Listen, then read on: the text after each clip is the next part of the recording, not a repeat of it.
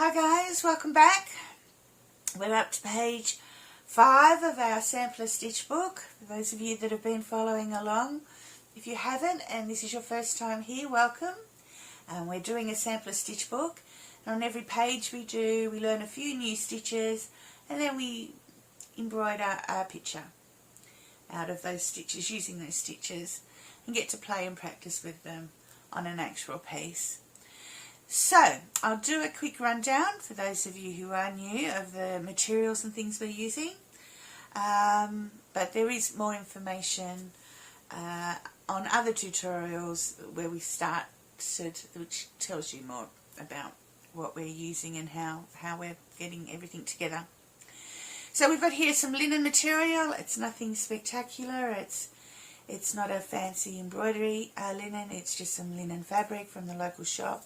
You can use cotton linen blend, anything you want. Look, use anything you've got to hand, an old tablecloth, whatever you've got, old sheets, whatever you've got. I've put some woven interface on the back just to help give us a little bit of sturdiness. This is the template for this week. I have put a link to the template below the video, so you'll be able to print that off. Just print it off at 100% actual size, and you should end up with a nice size. Okay, our threads this week, we're using our lac and iron threads. So, these are 100% Australian merino wool. They're threads that I hand dye myself and sell on my Etsy shop. They're a 2-ply wool, great for wool embroidery. If you don't have these, or if you don't want to buy them, that's absolutely fine.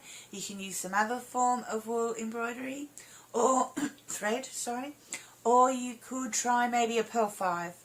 There's also a tutorial, if you're not sure what I'm talking about in regards to the threads, a tutorial that I did a few months ago talking about different threads and comparing the sizes and things, so you can have a little look at that, and that might help you work out what you want to use if you don't want to use these.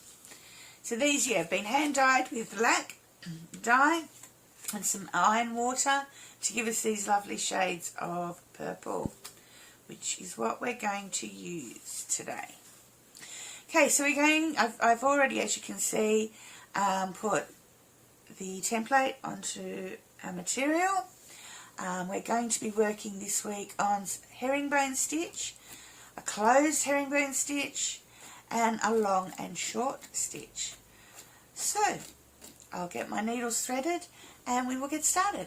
Right, so, I think we're ready to go. I'm going to start off with a herringbone stitch. Now, this is a stitch that I use quite a lot. Sometimes in my embroidery, especially some slow stitch embroidery, but not necessarily just in my embroidery.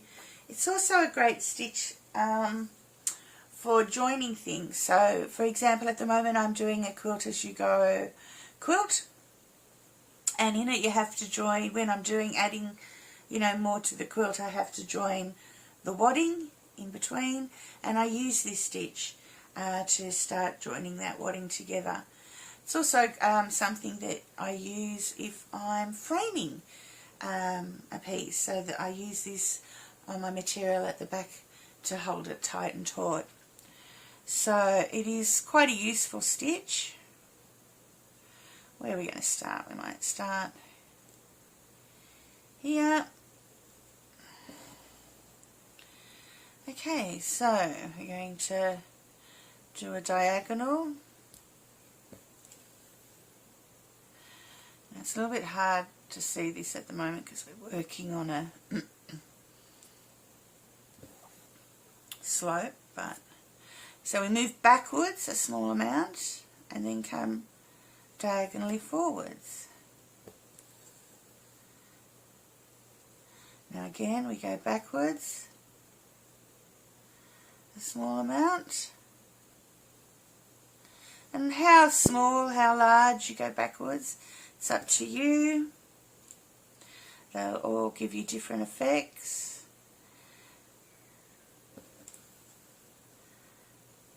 Okay, again, diagonal, and now we go backwards again.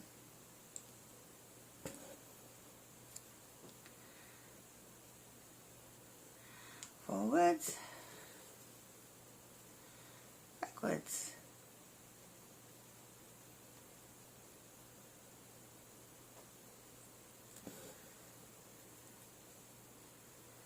forwards. So it's quite a quick stitch, doesn't take long to fill an area. Very open stitch, but I still think it's quite effective and pretty, and I'm sure you will find uses for it in your day-to-day embroidery.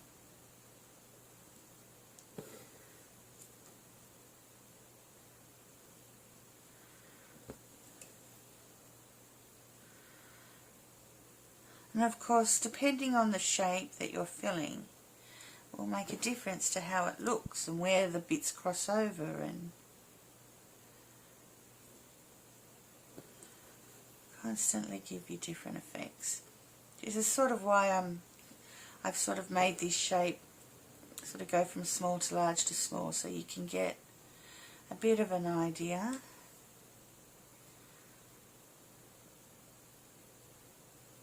Oops, I should have gone back a little bit more there.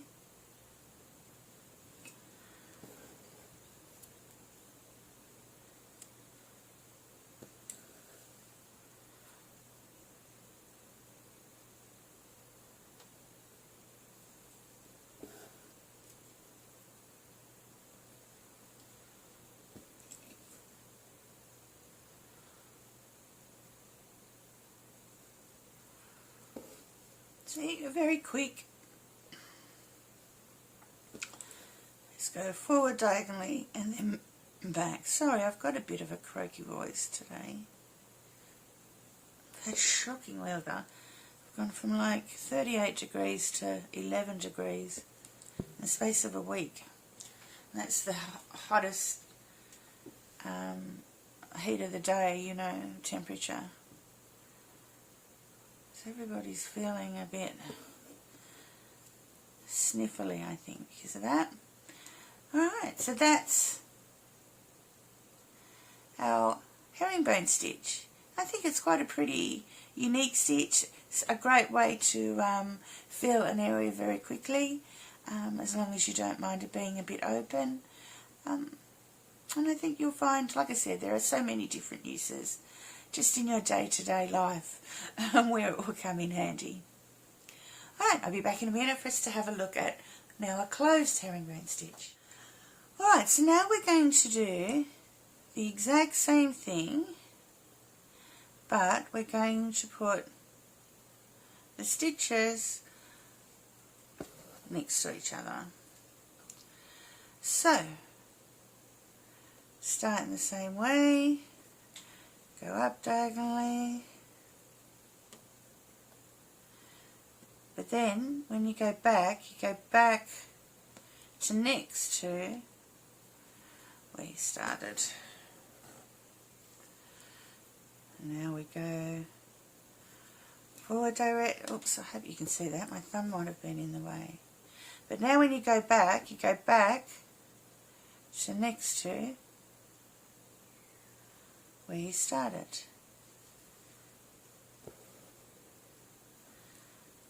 And then we're going to go next, come up to just next to that diagonal. And again, now we go back, and it's a little bit hard to see in this corner, but as we move further along, I hope it'll start making sense. So basically, when you come up to here, instead of going just back to there, you go back to where your last stitch was. You come down and you do that every time so that your stitches come up next to each other. So it does mean that you're going over your stitches quite a lot. So it's a bit hard to see on the angle that I'm at. You're continuously going over the first half of your stitch.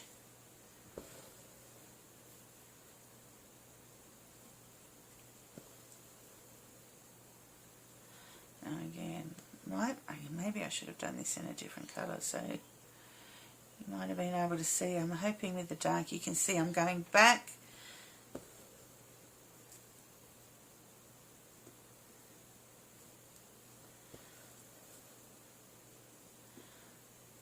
See, so this here is the line from the last time we were going in that direction. So we want to go next to that.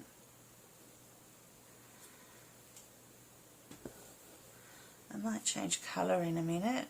I'll get a little bit further on and then I will change colour and see if that helps. You see a little better. I didn't think maybe, whoops, I haven't done that right. Look, too busy chatting, not concentrating. Now I'm having trouble seeing where the last stitch was.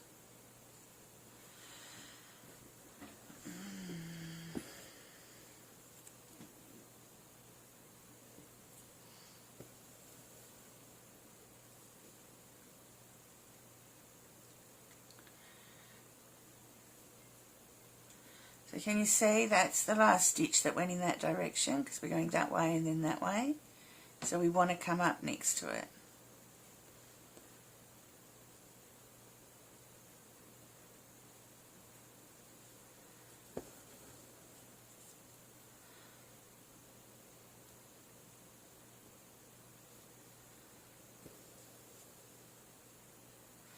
Again, that was the last stitch that we did going that way.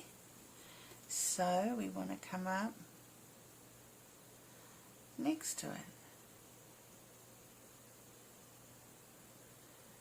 Sorry, I'm having trouble seeing on an angle.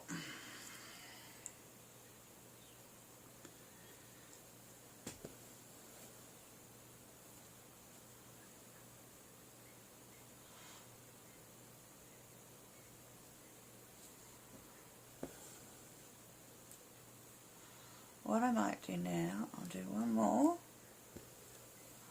and then I might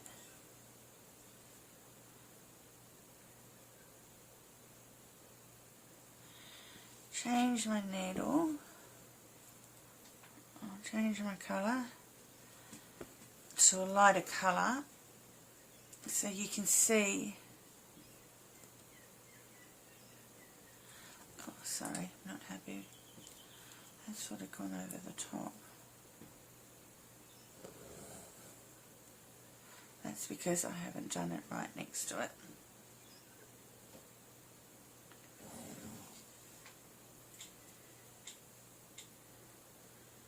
What happened there was instead of coming up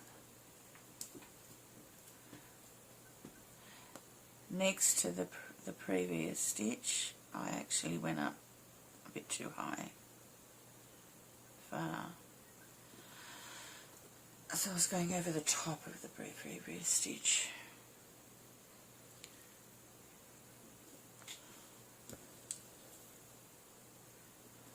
See, now it's sitting next to it rather than over the top. So I'm going to put that needle aside for a sec and I'll get some lighter colour.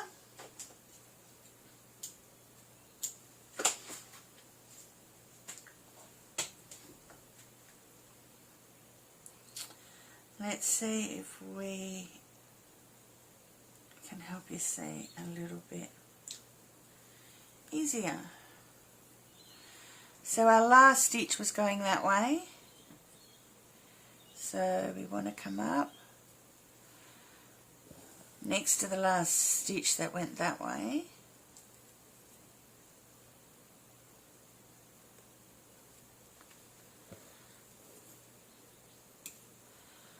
And then we want to come up, so that was the last stitch we did in our dark colour and the start of it's there, so we want to come up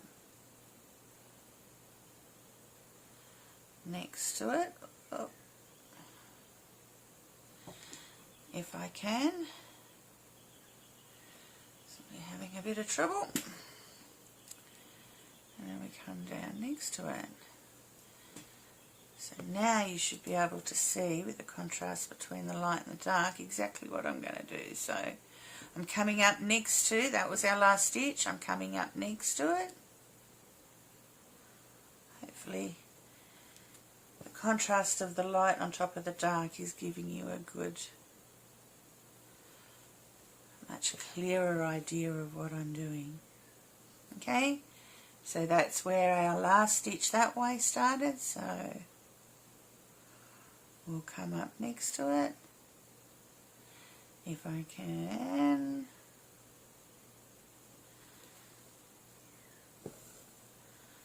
and do a line next to it. I'll do one more each way, so we go back.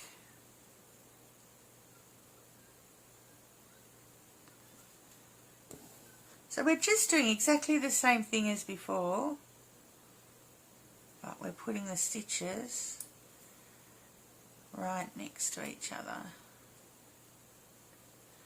And once you've got started, it might seem a little confusing started, but once you've got started, it's fairly easy to follow along what you did previously.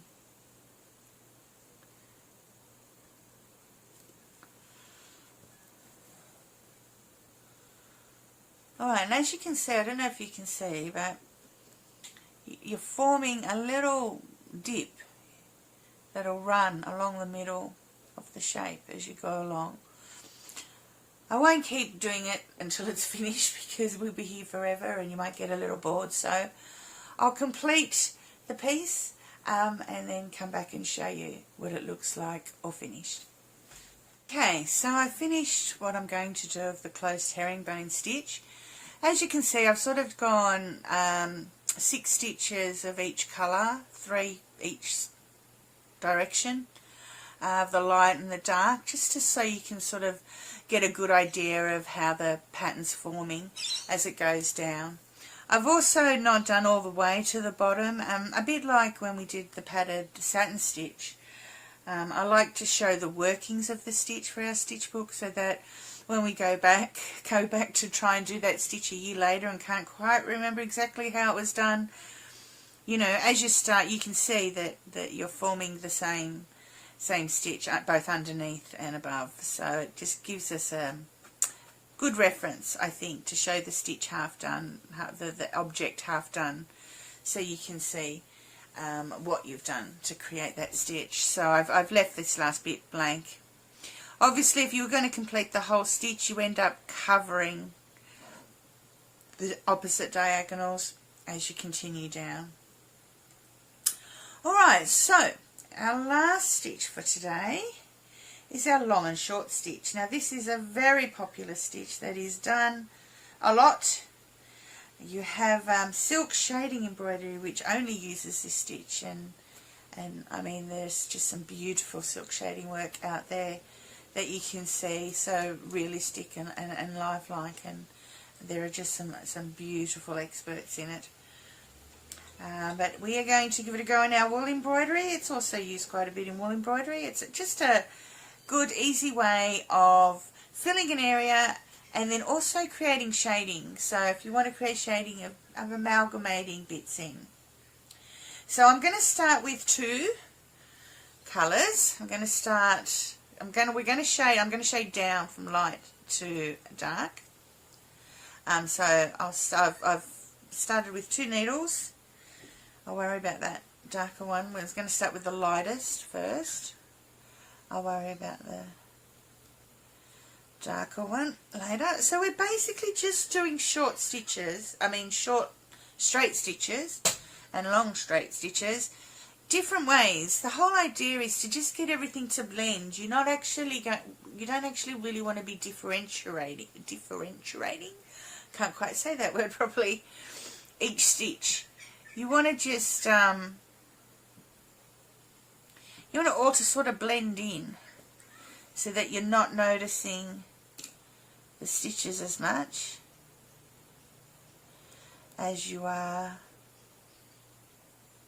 the colour combination and the picture as a whole. sort of a bit like Impressionism, I suppose, in our art world. Alright, so again, we're just doing straight stitches, and you do them different lengths, some long, some short. So we've done our first one down the middle. Now we'll do a few on this side. Different, next to each other, sorry. Different lengths. We'll go back to this side.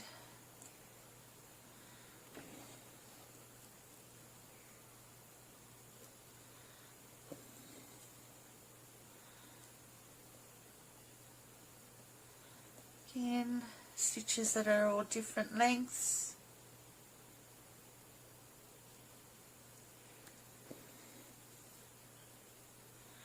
Right, now we might start the next row. Sort of, there's no going to be any clear rows. We're sort of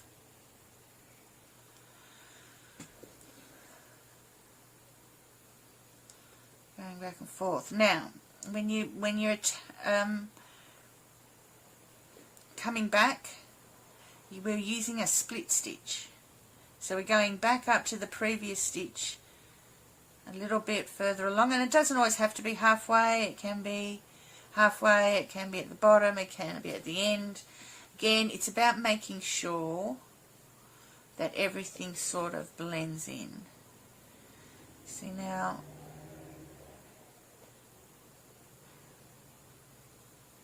so this one was a longer stitch, so I'm splitting it a bit further down.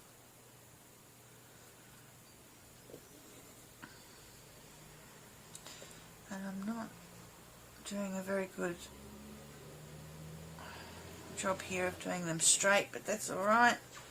We'll fix it up as we go along.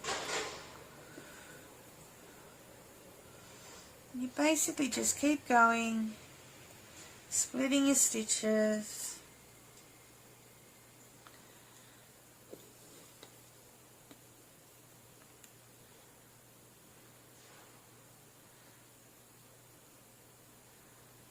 And doing different lengths. And I've got a knot there.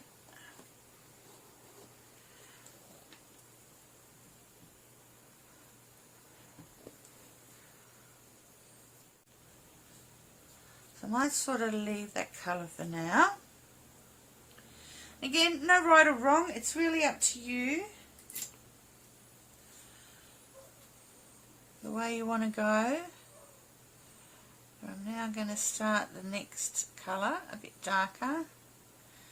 And again, it's just about blending it in. Now I haven't taken the light, I haven't closed off the lighter colour, in case when I, as I'm doing the darker colour, I might see it might be forming a line in an area that I don't like. You don't want, any big line, so I can always break it up with the lighter colour now that I've still got that needle there. I can still use it to fix bits up.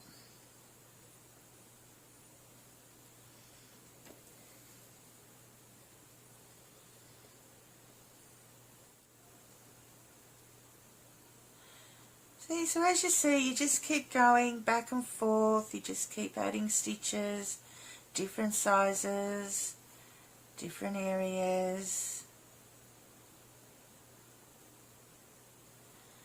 trying to keep it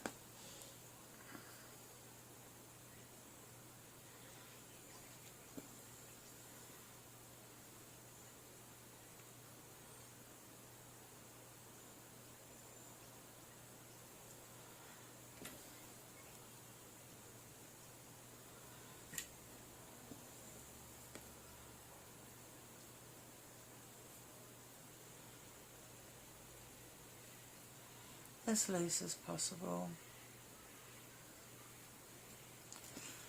And there's no right or wrong way of doing it. I mean, some people are very rigid when they do it, and they do a short stitch and then a long stitch and then a short stitch.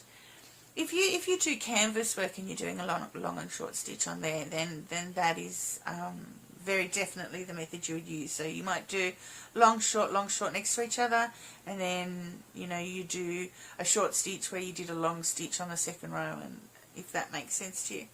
But, and when you're doing canvas work, that's the way you sort of need to do it. But when you're doing this, it's sort of a lot more free form when you're just doing normal embroidery.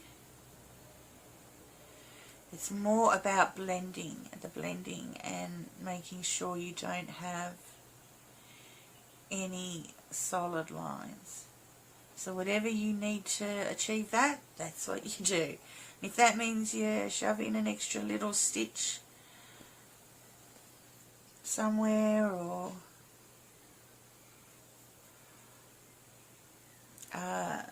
you know, go over the top of a stitch because it's looking too big and it's standing out too much. I do that quite a bit. There's no rules. You do what you need to do to get the effect you want to get. And like I said, it's always quite good to go back at the end and just add a few random stitches here and there if you need to just help with the look at the end. Alright, well, I shall start moving on maybe to the next one. I'll do a little bit more in that colour and then move on to the next. And I'll come back when it's all finished so you can see what it looks like. Okay, I'm back, all finished with my long and short stitch. Now, first of all, I'd like to apologise. I just edited the last video and it is a bit all over the shop in regards to my wandering hoop. It has a tendency to move around while I'm sewing, and you know, I've tried to edit it as best I can and enlarge some stuff so that you can get as good a look as you can as to what I'm actually doing. But I do apologise. It is something that I promise to keep working on as I hopefully get better making these videos. Okay, so our long and short stitch is finished. I've used 4 colours that should have shaded down to the dark top, and as I said during the video, there's, you know, no real right or wrong in regards to where you start one colour and finish another. I've just sort of tried to keep it relatively sort of even, but not quite. So yeah, again, we're practicing, we're learning, we're playing, and that's just what you need to do. Just play and experiment. So that's it for this tutorial. We've done our herringbone stitch, our closed herringbone stitch, and our long and short stitch. And I'll come back next time with a few other stitches before we move on to our penguin. See you next time.